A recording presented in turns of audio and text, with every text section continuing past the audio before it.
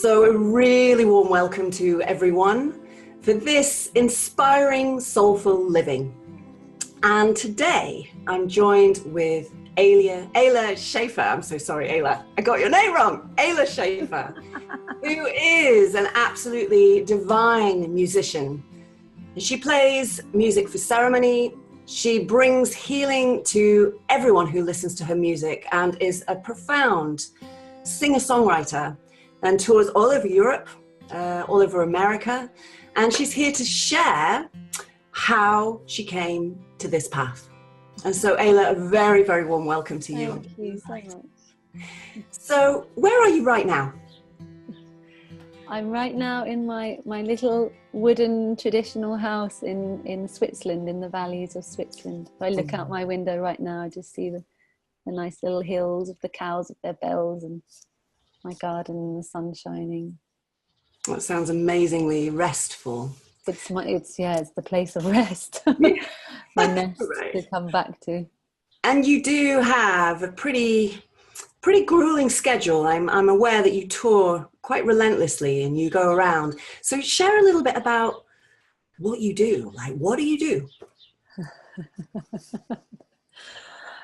I mean, there's so many different ways I can answer that, especially that question is the classic question, isn't it? The small talk question, and someone leans over at a party. Yeah. And what do you do? What do you do? Oh, well, I this is what I do, and this is what I am by what I do. So when you ask me that, I kind of, to be honest, the first thing that came for me was like, what I do is just seem to be following. It's like following my prayer, maybe you could say it more like that, following my heart, which seems to be calling me to do something quite specific, and also something that's very open and is continuously changing. So at the moment I am traveling quite a lot around Europe, and offering what in this moment I feel really called to offer, which seems to be spread around between doing concerts, which I actually have started calling ceremonial concerts, because I find myself, I feel that I don't comfortably sit into, it's a gig where you come and you know, for example, none of my concerts people drink any alcohol, which also already changes it from the kind of conventional way that we're used to listening to music. Yeah. I share my music, I share my songs, I share my heart in a space where I feel inspired to invite people into a deep place of listening within, as much as listening to the music. More the music guides to that place to just be in a meditation, be in that sacred space together, temple space. So I'm doing that, and then the other kind of the other like hand of my work is a bit like there's two hands at the moment. It feels it's my workshops that I'm offering, which is calling the Song of the Soul. It goes nicely with the name of your interviews, actually.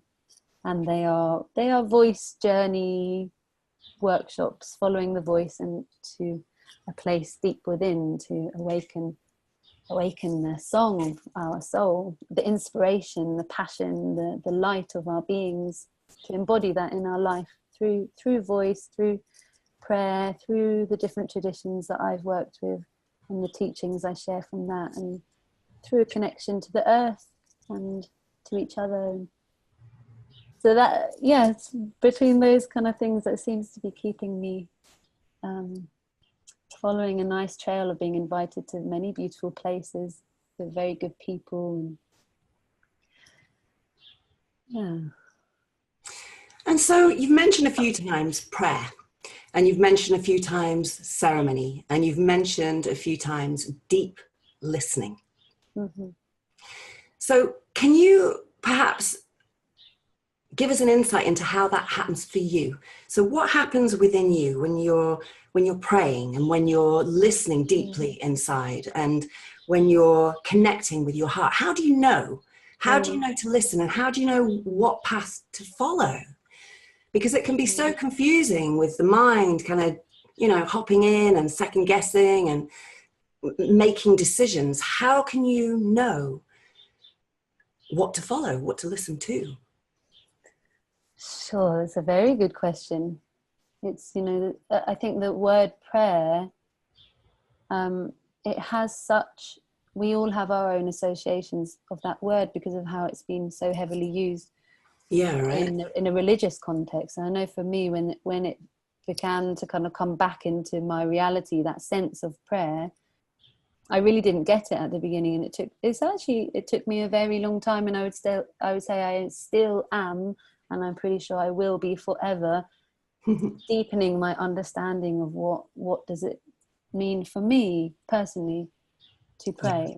And in that same way, I could probably say that about what does it mean really for me through my experience and my experiential understanding to be in ceremony or to deeply listen. Because these are all things you know you can read. It's like meditation, for example. Like you can read a book about meditation, and if you don't embody that understanding, then it's just like words that kind of sound quite nice and inspiring or confusing. But actually, all of those things, I feel they are like an experience within ourselves that is actually really beyond words. It's that place. It's like, for example, for me, I could say, like, in a way, prayer, ceremony, and deep listening can all be the same thing, actually. They're like different ways to try and describe an essence of something indescribable. And it's like a moment when you watch the sunrise and you just have that exquisite moment of presence, or whatever it is that you're experiencing in that moment that is wordless and timeless. That can be a prayer, that can be a ceremony, that could be a deep listening. But actually, what is it? For me, I guess I would say, from my feeling in my being, I would say it is those moments that I feel through the place in me that I can't give words to, perhaps, whether it's my heart or whether it's my spirit. I feel a connection to something that feels beyond me. Yes. Something like that. And so when you play music, then, is that deepening this connection? And hence you following that because it just keeps deepening and deepening this feeling of connection to something bigger than you. Is that what happens when you play music? I think it really is. I have sat with this with myself a lot of like, why do I love it? And for me, the question then goes, why does anybody love the thing that it is that they really love in their life, their calling? Like, how is it that we know that we love it? What is it that we're following that calls us of this? I need to do this with my life. This is important for me. This is where I feel good. And I think it's about a presence, a sense of presence in the present moment, and a presence of something that is intangible, something that is silent, something that is mysterious, something that we have a million names for in this world. Whether we want to call it God or spirit or this or that or blah, blah, blah. In the end, they were just names for something that we know through our feeling senses. And it's not just our physical feeling, it's like that, the intuitive feeling, the wisdom of the human spirit, our consciousness. And for me, I have become more and more aware that when I sing, that's the easiest way for me to connect to something that, in the end, I can't tell you what it is. I can just say it feels so beautiful, and it's a place I just want to be in. It's peaceful, it's calm, it's connected, it inspires me, it's alive. This in a sense is what I want to share with people, of ways that we, through all the different ways that we walk our life, that we can access that place of connection, of goodness.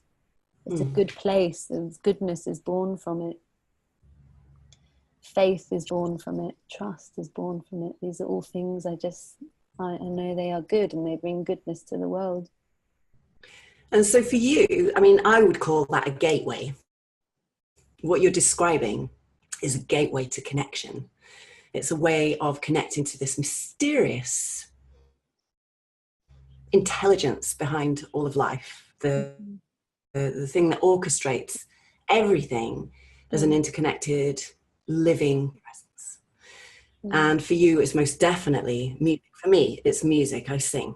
I sing. I don't perform. I don't do any, any performance or anything like that. And when I sing, like I'll go down into the orchard and I'll just sing for, 20 minutes, and that's me set up for the day. It's just deep, I call it prayer too. And it just brings in this feeling of being connected to a mystery that is beyond words, exactly that. And people have different ways of connecting, many different ways of connecting. For some people, it's going for a run. For some people, it's cooking and the sounds and the smells and the aromas of food. And for some people, it's communion with God. For some people, it's action, it's prayer, it's yoga, it's Tai Chi. Everybody has different ways. And what's so interesting about you, Ayla, is that this has become your calling in the world and your offering to the world. So you've taken your prayer practice, essentially, and created it as an offering back to life. So you've taken it a step further, really. And it seems that life is really supporting in every stream, which is so exciting for all of us. Because then when you're singing, you're emitting that frequency, if you like, or that flavor, or that emanation of the experience that you have inside. And I'm finding myself really hungry to hear you. In this moment, I'm really hungry to hear you. I wonder if you'd be willing to share. Sure, if you feel it's the right moment. Yeah, and it may be there'll be another moment later on as well. I would love to hear your music right now. Would you be willing? Yeah, sure. I also just want to say, as you were speaking, I just saw, I just kind of had this little image of a flower, of like this sense of something that I feel we really see in the world when people are following their, whatever it is, their truth or their passion or their light or their bliss, and offering that to the world, like, which is pretty much what happens. We do what we love and we embody it, and through that embodiment we are able to share it, and that actually is our prayer, and our calling is to really follow that and what we give out as this offering. And I just saw, like, that's so how nature has, this intelligence of the design of nature. I saw like a flower, a flower is like divine purpose is to be that flower, the most exquisite, beautiful, its fragrance, and it gives, and through being its most divine expression of itself, it's giving into the cycle of life. It gives its beauty, it gives its smells, it gives its nectar and its pollen, it gives to the bees, who then take the honey and then they do their thing. And it's like, it's all woven and it's all part of a cycle. But it's I just saw that kind of beautiful, that's how the earth wants us to be, or how we're being created. Truly. And the interesting thing is, there's no thought. There's no rational thinking. There's no cognitizing. Ooh, there's a flower. I'm going to go and sit on that flower and pack my baskets with pollen. And I'm going to go back to the hive and I'm going to share it with my brothers and sisters. The bee just is. And it's this isness, isn't it? It's the isness of being, and how we're called by following what gives us the most joy, what gives us the most pleasure, interestingly enough. Mm-hmm. And it's through pleasure and through the peace that comes from pleasure. I mean, I remember, when I was little, I don't know what your childhood was like, but I remember feeling guilty for having a good time, as if it was a forbidden fruit or something, and it took years of healing from that. you know, and healing the conditioning, you know, picked up from school, picked up from expectations, picked up from social conditioning, and coming back into the heart of self and recognizing that actually pleasure, joy, delight is our birthright. It's our birthright. And this is why all of nature blooms and shares, as you just so beautifully and eloquently described, shares its goodness with itself. It's an amazing realization, isn't it? And it's a huge affirmation, really, for us to really listen and notice, well, what do I love? What do I enjoy? What switches me on? What ignites my fire? What brings me the deepest delight? And then do that and trust. Yeah. It's that word trust is the crucial word. I mean, you look at our educational system, and it is not part, certainly, of the conventional schooling system. That's not what we're taught, is to follow what you love, what inspires you, what makes you feel great, what makes you want to sing and dance. It's like, what's going to keep you safe, you know, like, how are you going to earn, and how are you going to keep following and staying in the box?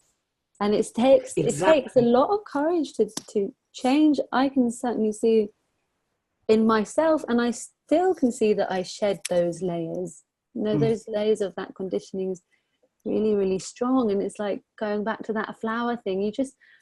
There's no, in nature, there's no tree or flower or bird that's like, oh, I don't know if I'm allowed to be this beautiful, actually. Like, oh, maybe I should just hide a little bit, or try and be like that stone over there, or like, not that there's anything wrong with stones. No. But there's no something great comparison. There's no comparison.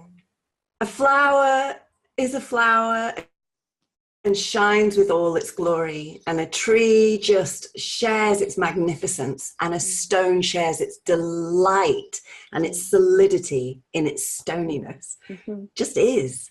And they each have I'm curious, so beauty, a totally really expression, because the world wouldn't be beautiful if it was full of only flowers, or full of only this, like that individual expression. And then you see it in human beings. It's just, you know, that I can sometimes look at, like, for me, I'm not really a very visual artist, so for me, I'm just like amazed when people can paint. How on earth do people do that? Just amazes me. Wow, that is such a gift. And someone else can then look at me, how on earth do you write a song? Absolutely.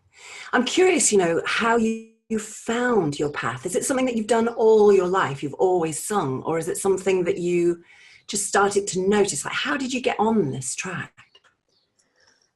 Yeah, I mean, that's also like from at which point of the story I want to start, because I really strongly believe we get on our track from that before we even are born. I'm pretty sure of that.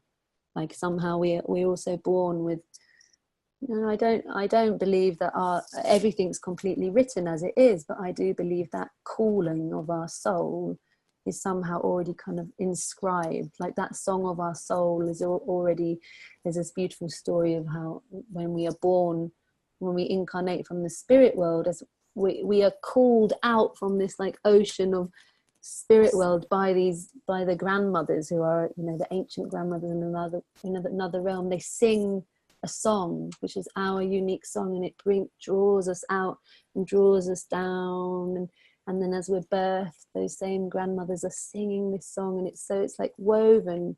That song, our expression, is woven into our being. So I can say, well, for sure it somehow began way back then. And yeah, I always sang. I remember prancing around the house singing like Cinderella songs, or I don't know, like Disney songs, and I always knew that it felt good for me to sing. And then I did start quite young, about 15 or 16. My mum gave me a guitar for Christmas, maybe, or my birthday, and I learnt 2 chords and then already wrote my first song. But for me, I could say more like there was a marking point when when I really feel something else began on a new level. It was like there was another quite a major deepening was when I went away traveling to Mexico, and I stayed away for 2 years. I went to Mexico and Peru, and that was when more the work that I feel is more authentic to me began, because before that I was singing in music venues and pubs and bars and having my heart broken because people listening was just like, and I also wasn't singing. I was always singing about what was authentic for me. I never was one to really write like love songs. I was writing about my exploration of my being and all the questions I had and my sorrow and my human experience. Basically, it was a way I could express, a way I could come to understand, and a powerful way I could transform and feel something moving and healing, and just to sing about my sorrow, and I would feel better about it. I would see it would be good for people to hear it quite quickly. I could see that. But in this journey, when I went away, it was quite a kind of a massive expansion of any sense of what I knew reality was, because I suddenly was with tribal people and indigenous people with many different lineages, different ways, different learnings around a whole new way of song. This is really where I began to kind of open myself up to, wow, to sing is to pray. Because you look at most, pretty much, I think there are a few indigenous traditions that don't have music, very, very few. I have met one actually, they don't really sing. But I would say mostly native traditions have song as a core part of their communication with their spirit realm, with nature, with the force, with the forces. And when I began to see this, it was like, what is this? There's this Sufi saying, the only instrument created by God is the human voice. Like, why have we been given a voice that sounds different when we speak to when we sing? What is it that's happening when we enter that space of singing? What is it that's able to listen and to receive that? How is it that we are communicating with an intention that's beyond, it's with the mind but beyond the mind? And this journey was just pure magic, life-changing. Totally. And since then, I would say since then something else really began. Then I began another spiral, it felt like, of being able, through my own explorations of myself, very, very deep journeys I was going on in my own being, my own healing journey. I began to speak and sing about another level, a kind of really honest level, and then began to feel called to share it in a space that felt more sacred. Whatever that is, another word that we can go, well, what does sacred mean? It can mean many things. Absolutely. My sense of sacred, of safe, of connected, of held, and that was about 5 or 6 years ago, and it continues to grow and change. And the word sacred for me immediately conjures up treasuring, honoring, really treasuring and honoring a space for this tuneful expression to give rise to itself, and allowing that to invoke. It's almost like, I mean, I'm training in sound healing at the moment. It's something that is really dear to my heart. I'm also singing in ceremony, and there's something very, very different of using voice in that context. I really resonate with what you're saying, because it just drops the whole expression into one from a deep, deep place inside. And it's like a holy, dare I say, a holy place inside begins to give rise to itself through the voice. And it's extraordinary to receive the inspiration. Like we do quite a lot of jams here, quite a lot of sacred music here around a fire, usually on a full moon. And, you know, musicians come from all over the place, and every single full moon is a different flavor. Every single full moon is a different inspiration that comes through. And it's always in the moment. And there's those moments where there's such a unity in the music being expressed by everyone present. And quite often, people that have never played music with each other before will just come to some sort of crescendo and then some sort of natural finish point in unison. And it happens regularly, you know, it's like a regular thing. Like everyone's plugged in to a whole different frequency of connection and expression and communication. It's like a different way of communicating. I kind of have this notion, you know, that I feel we're way more intuitive than we give ourselves credit for, despite, you know, all the parts of our lives and the technology and all of this that definitely has a numbing effect. It's actually our nature is incredibly, I mean, even if you look at studying the brain, like the design of the brain, you know, this whole thing about that we have the front brain and the back brain, the cerebrum and the cerebellum.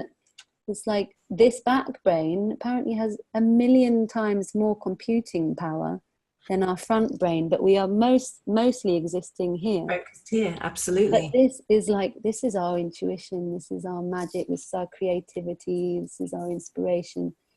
And we have primal. It's our primal brain, actually. It's our wild brain. We need to be more wild, Ayla. We need more wild in our lives. We need to rewild ourselves as a human race. We've become so domesticated. And, you know, in that domestication, suddenly we can't express. We can't use our voice and allow freedom, you know, the freedom to make sounds, make noises, which is why voice work is so profound for people when they start to find the voice. It's interesting. This is something that's been coming up for me recently to share with people, which I'm really terrified of, actually. So I'm kind of a little bit, you know, whoa, I don't know about that. Well, let's just see what happens and just see. Well, often the fear is saying that there's something there actually for you. Yeah, exactly the same. Fear and excitement are very closely linked, aren't they? You know, it's that kind of, it's very, very, very closely related emotion. And it's that edge, because that's where we grow. That's where we evolve. When we come to the edge of our comfort zone and just step a little bit beyond that. And then, you know, there's that beautiful saying, come to the edge, you know, and jump off and you'll be supported. And it's so true. Whenever I've come to the edge of my comfort zone and I've just gone, oh my God, do I not? And then I've just leapt. Always I've been supported and I've been held by the universal intelligence, the universal wisdom that's at work in this beautiful world that we live, this unseen majesty that is at work in life, you know. And it does take courage. It absolutely takes courage to take flight. And I'm so grateful that you followed your guidance to go to South America and to connect with the real people of the earth, the real people of living life, you know? There's not many left on the earth. There's not many true Indigenous people that are plugged into life, truly plugged into life. Because it's quite a hard life, right? It takes work. It's not push a button, you know, and it's all delivered by Amazon by drone on your front lawn. It takes work to create and to listen and to tune in and to be plugged into life in a true way. Yeah, hooray. So I think I asked you, you know, some time ago, and then the conversation evolved. But I'd love to bring you back to sharing whatever comes up in this moment for you. But I'd love for everyone who's listening to just enjoy the magic that you weave. And so please, would you be so kind? Sure. Thank you, Amy. Kind of trying to feel into like, oh wow, so all of these different things, you know, what would be the best song to sing in this moment. But I think actually probably whatever I sing is in this theme, because my This is songs who you are are. about, this is who I am, this is where they come from, is all of these kind of conversations. So may I ask, do you write all your own material, or do you bring in Indigenous songs from other cultures? Is it a mix?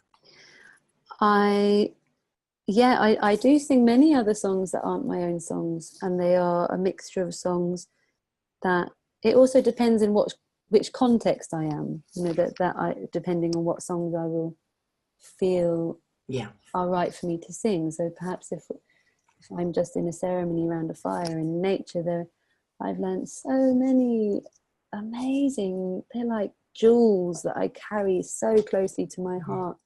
Many songs from the different Native American, the North American traditions, Canada also, and lots of songs in Spanish, and some songs from the tribes there in the jungle. But I'm just so inspired, as I know some songs from Africa, and some, you know, they really speak very deeply to me, these songs, because they're kind of connected to, they connect me to that, an ancient, a memory that actually awakens in my own being. I think that's, and to see we are actually in a time also where these songs are really, really beginning to spread, this whole kind of new genre that's created of medicine music is like becoming massive, and with SoundCloud and with YouTube, and now how easily songs can spread, and the songs are getting out there. And I really believe that there is a wisdom and a spirit behind each song. So I also trust in my own being. Sure, it's delicate, these songs, it's very delicate, that some of them are really like, I've been taught many songs that have been handed to me with, please be very careful with this song, you can only sing it in this moment, this is a song that's specifically for this, you need to protect it by, it can't be recorded, it can't be, you know, that there's certain, like, I don't want to say if it's rules, but there are things that I deeply protocols. respect. Yeah, absolutely. Protocols, or kind of, they're like just kind of obvious, I guess, actually. And then there are many songs which you just see are like, they're like here to spread. And this whole thing of medicine music is like, the music is the medicine. Like the spirit of these songs has such a strong medicine. And there's, you see with the indigenous ways, with the indigenous wisdom, with their teachings, it's really time for this now. It's like, you know, we had the time with the like India and the yogis and the meditations and the consciousness of the East and Buddhism, and then you see now it's like this earth, it's like time for the earth wisdom. Like tribal tradition. It's like, because that's not, it was like that expansion of our consciousness, it like went up in that time, but it's not so much about kind of the earth or the plants, or, you know, that wisdom that comes from below. And we need both. We need the wisdom of the sky and of the earth. And you see this time now, and the songs, they show me that these songs are spreading, that people are hungry for these songs. And I feel in a way like, it's interesting because my father, he was one of those one of the hippies who went in the 70s to India, and that was his big journey. And then I see I'm like a child of the next generation, that I had my journey over there in the Americas, in the South Americas. That's the land that speaks to me, and that those are the songs, they just, I hear them. I remember the first moments hearing them, I think in a sweat lodge in Mexico, or the first kind of songs of that kind that I heard, and just that feeling like, this is reminding me of something that I really know and I really love. So just a kind of big loop answer there of your question of, do I sing songs which aren't my own? Yes, I do, and they are so precious to me, and they continue to deeply enchant me, and they feel it's a very different medicine for myself even. for me to write a song and to sing from a very personal place of my own personal prayer is so beautiful. I mean, it's like, it's so beautiful, and it's different. It's a different medicine for if I'm have a prayer that I want to send out, and I know a song that I have a relationship with and is powerful, and I kind of understand its source and what I could connect to when I sing that song, the people from where it's come, the prayer from where it's come, and how it's been carried. To sing a song that has been carried by hundreds or thousands of people for however many years is very, very, very, very powerful thing. Absolutely. Magic in that. There's a true magic in that. I resonate deeply with everything you're saying, because I'm experiencing the same thing. You know, I have a whole repertoire of beautiful sacred Hindu Sanskrit mantras that I've been collecting for years and years, and African songs. And of late, I've been noticing this hunger and thirst. I've been connecting with some Peruvian medicine songs, and they're the most sacred songs that I've been gifted with so far. And the same thing, you know, the protocol around their expression and what is and what isn't appropriate for them to be shared. And I feel like so deeply honored to have these songs, these vibrations, the access to these vibrations within my heart and my soul and my body and my being. And that they are only permitted to be shared in a very specific context, which just makes them even more sacred. And the knowing that they've come from thousands of years and they've been worked with for healing of people for thousands of years is just like, you know, I feel like getting prostrate on the ground with gratitude that I have these vibrations in my body, you know, and that they're accessible. It's like, how do I get this lucky? You know, and there's another part of me that just wants to sing them all the time. Of course, I can't. I just sing them when I'm alone, when I'm meditating. This is part of my meditation practice right now. It's just to sing these exquisite songs, and the places they take me within myself is profound, really profound. And I'm starting to explore the possibility of writing. I wrote my first song like in my early 20s. You know, and it was a really amazing song. I can still remember it now. I'm not going to sing it by any stretch of the imagination. I'm in far too amazing company. My flower is, you know, is a bit closed. Yours is still wide open and glorious with its fragrance. So I'm just absorbing the beauty of what you're sharing and just finding the resonance with the words that you're sharing. And I've no doubt that all the people that are watching this, you know, if they have this desire for expression through voice, that they'll be finding this hunger to explore it at a deeper level.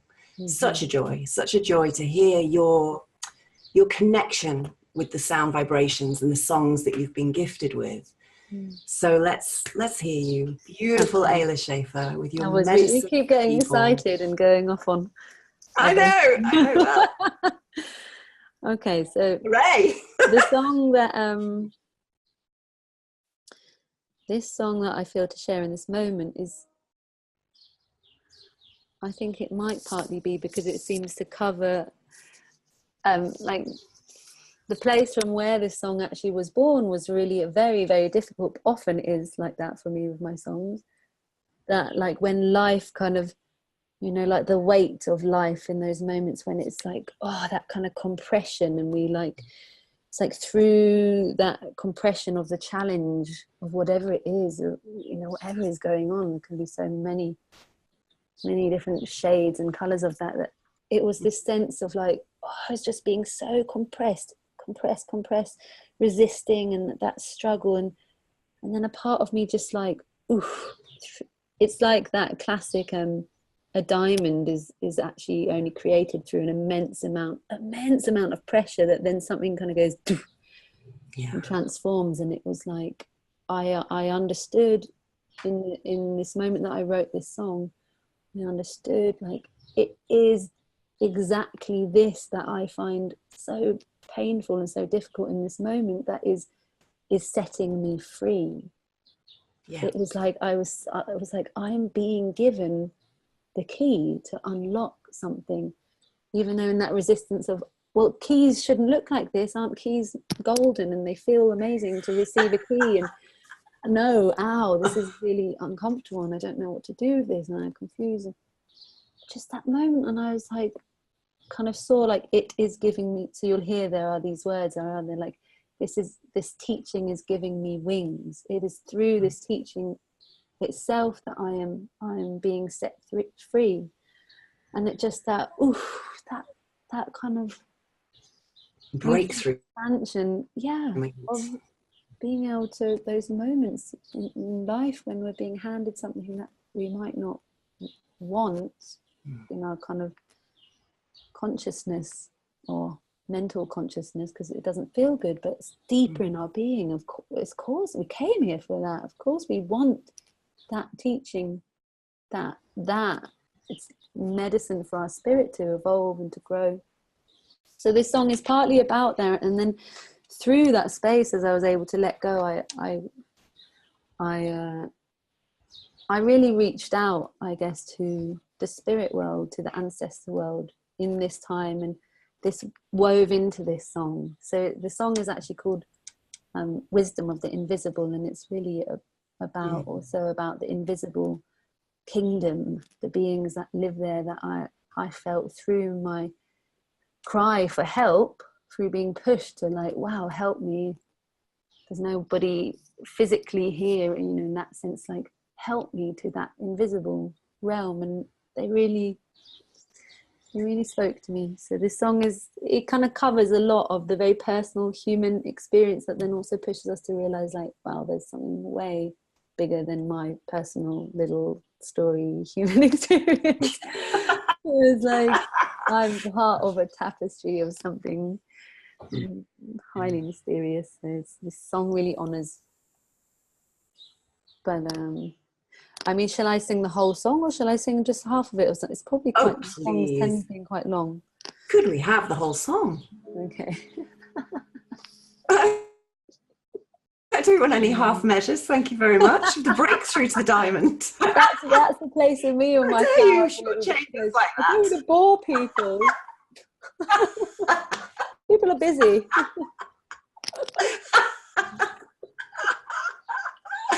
Oh, those gorgeous little thoughts that pop on in. Away you go, darling. And thank you. Sure. I come to speak with you, to listen to the silence of your voice. I come to learn the truth. I come to see I always have a choice. I turn inward to find the stillness in myself.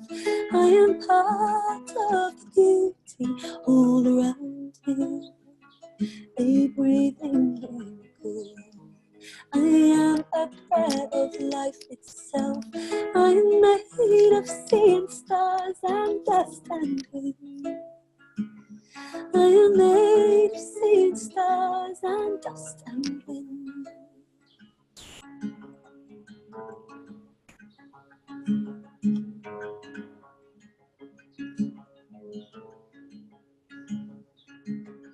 Ancestors gather around, spirit beings gathering.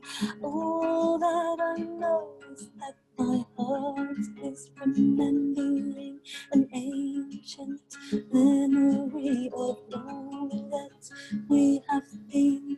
Wisdom of the invisible, the seed from where all life begins. Where all life begins.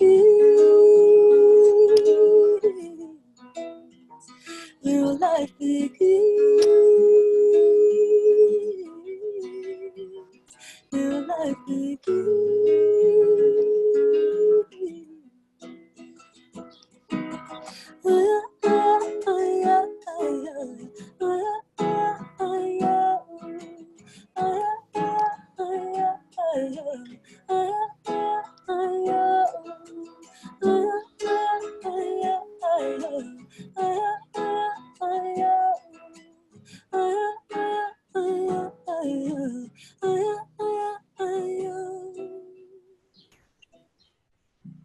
being given the key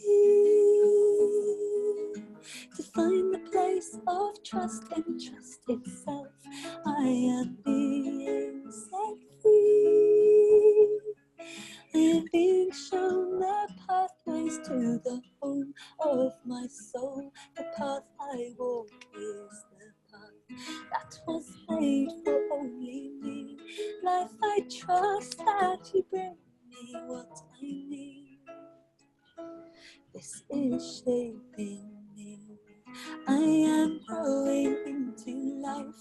All these teachings are giving me wings.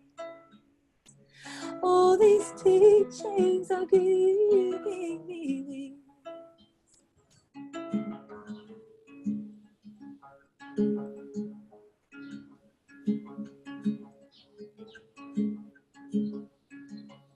Ancestors gather around, spirit beings gathering. All that I know is that my heart is remembering an ancient memory of all that we have been. Wisdom of the invisible, the seed from where all life begins.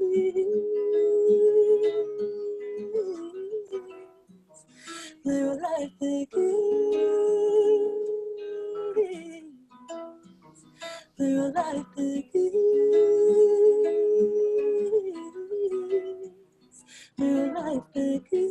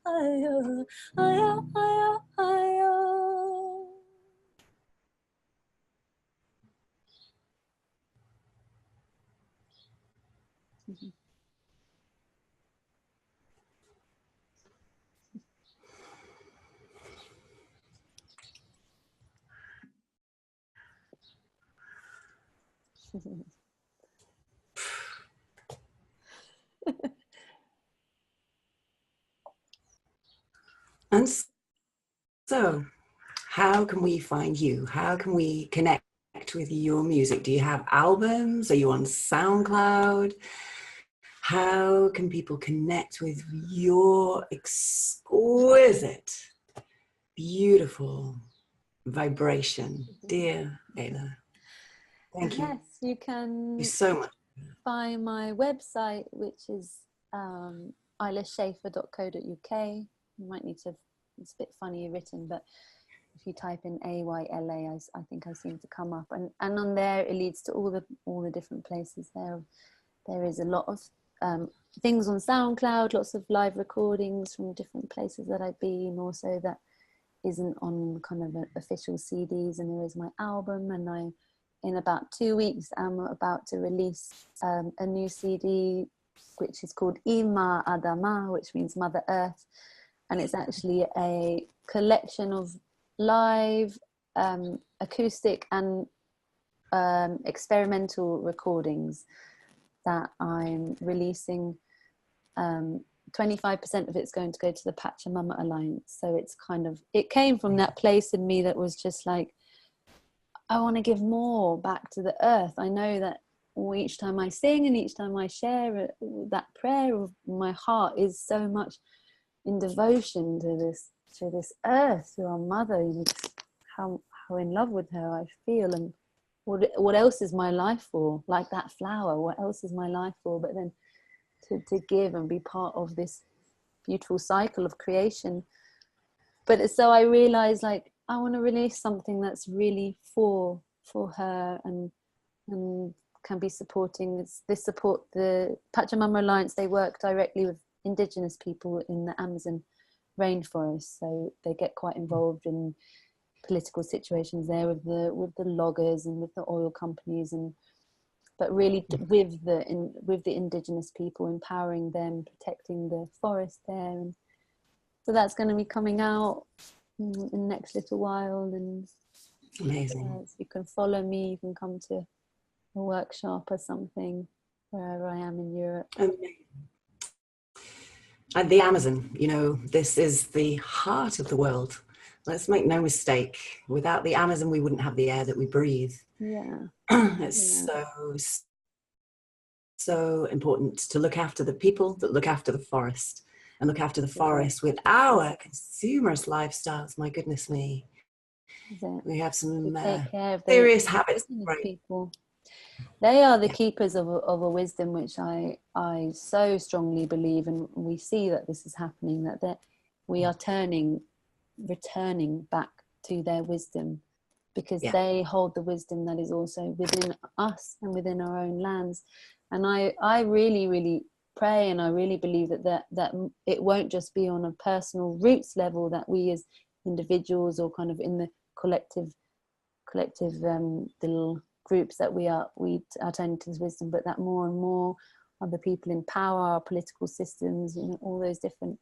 I think this is the cycle that is turning, that we will begin to understand these people understand something. These people can help us, and it's amazing that they also seem to understand this vision, that they are also willing to share their knowledge despite what's happened to them, despite what these white men have done. That generosity and love and forgiveness that teaches already. There's a teaching in there for us.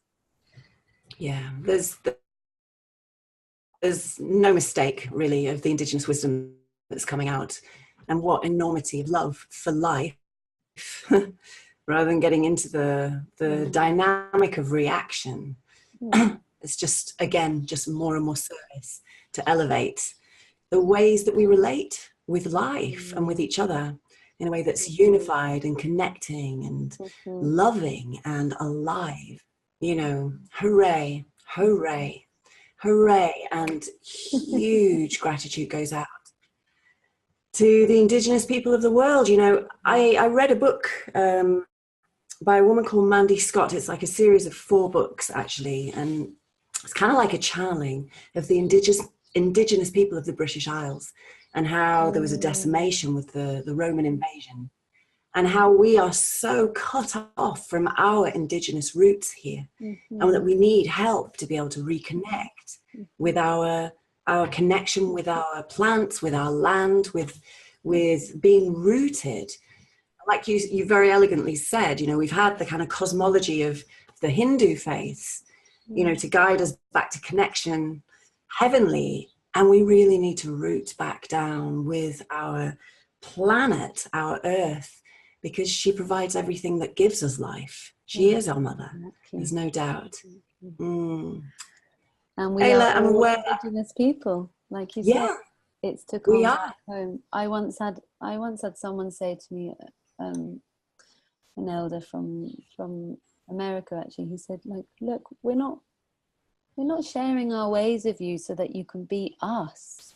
Like, you're not us. You are your own indigenous people of your own land. You're native to your own land, which has an equal power. Each land has a power that is so unique and is a part, or is like a strand in this web. You know, every strand is necessary for this. Absolutely. Said we're sharing our ways of you, so that it's like you have your hearth fire and we have our fire, and your fire is just almost gone out. It's just little coals, but our fire is burning. Sure, our fire's gone out a little bit. Also, our fire is really burning. So we're just lending you, like, take some of our fire, but take it back home. Take care of your fire there, and was a very, very powerful and beautiful remembering of we are awakening in our own being, in our own lands, of this wisdom together. Absolutely. Together. Yeah, because, you know, there's so much travel, isn't there, to South America, to India, to connect with cultures there. Where is ours? Where is ours here? And how can we, influence ourselves and to awaken our remembering? It's really like awakening our remembering and reconnecting with our earth connections and reconnecting with our sacred culture and like opening that, because it's almost like it's becoming more of a global awakening. I mean, it's interesting. I came across a path called the Fon, which is in fact, it's the eldest Celtic spirituality, and it's been an oral tradition for years and years and years. I'd love to put you onto their sacred music. Their Gaelic chants are absolutely exquisite, so filled with stillness, so connected to the earth. They're absolutely sublime. And I've kind of got this prayer of my own. I really feel called to Peru at the moment, and I'm kind of wanting to take those songs and share them, and just like, it is alive. It is still alive. It's just very, very quiet. And like you say, they're just glowing coals, and we need to blow on it, and we need to ignite it again in these lands, most definitely. What a total joy to share space with you.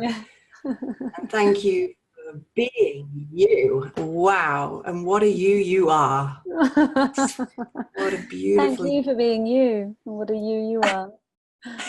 We're like two flowers going, yeah, but you're a nice flower. Yeah, I love your fragrance.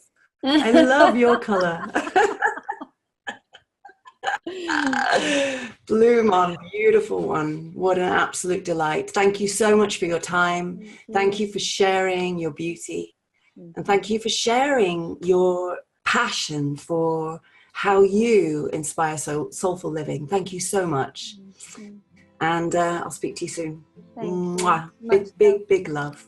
Bye. And thank you everyone for watching this beautiful sharing with Ayla. Ayla, I'm saying your name Ayla, and it's Ayla.